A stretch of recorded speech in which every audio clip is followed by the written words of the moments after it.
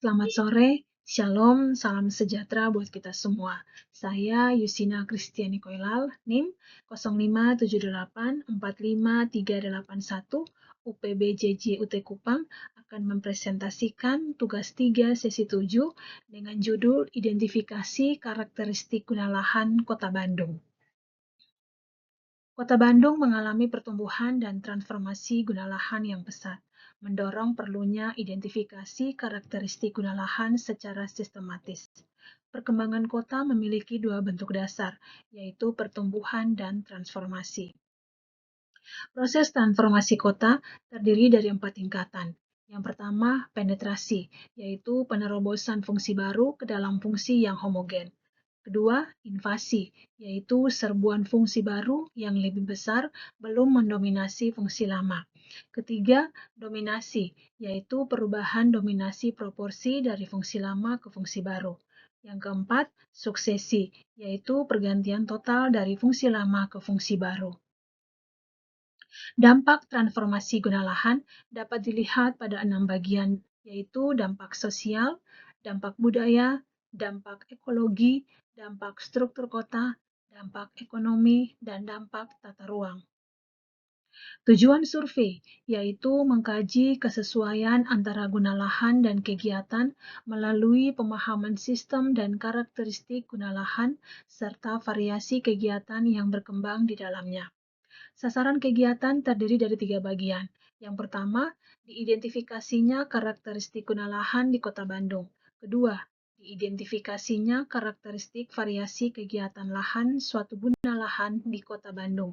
Dan yang ketiga, diidentifikasinya karakteristik kegiatan yang berkembang di dalam guna lahan Kota Bandung. Keluaran yang diharapkan. Yang pertama, siap pakai.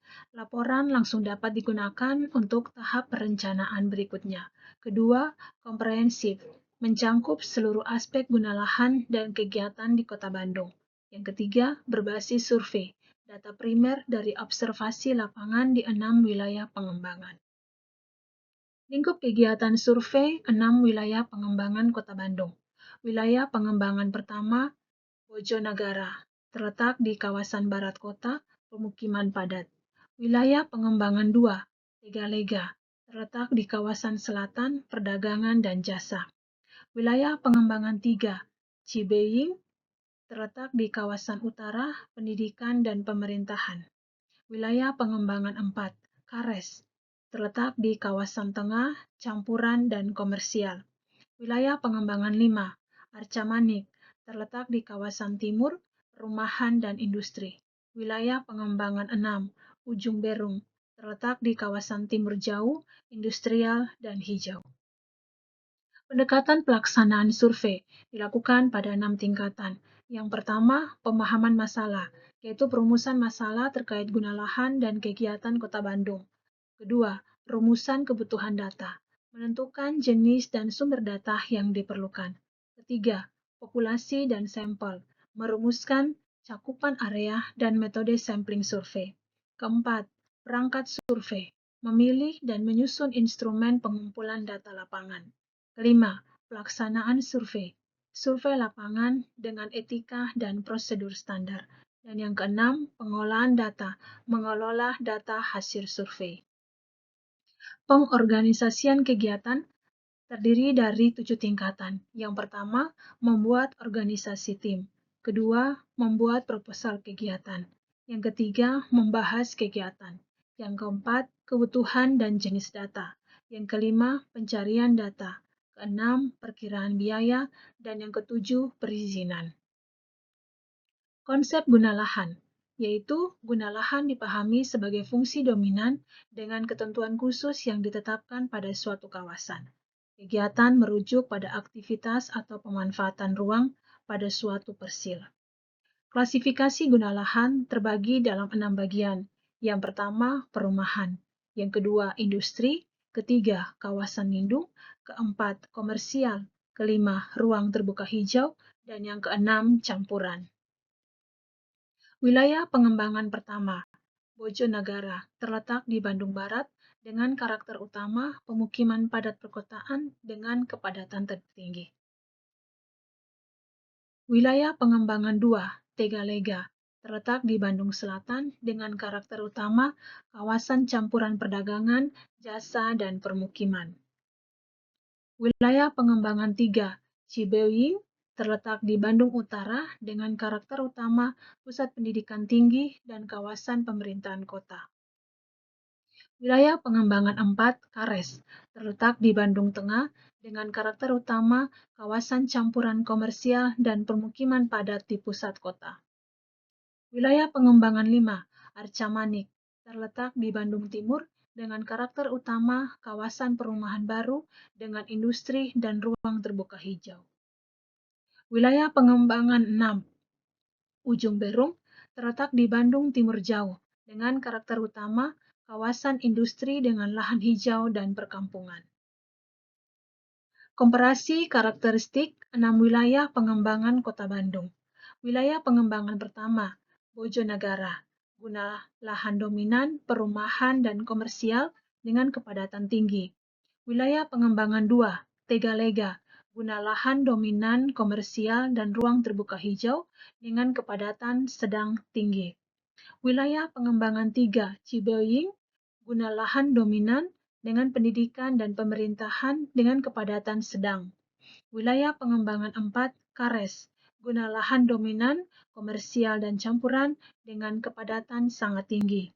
Wilayah pengembangan 5, Arca Manik, guna lahan dominan perumahan dan industri dengan kepadatan rendah sedang. Wilayah pengembangan 6, Ujung Berung, guna lahan dominan, industri dan hijau dengan kepadatan rendah.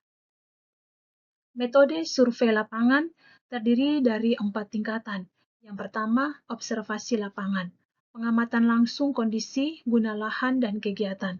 Kedua, wawancara, pengumpulan data primer dengan warga, pengelola kawasan, dan pemangku kepentingan.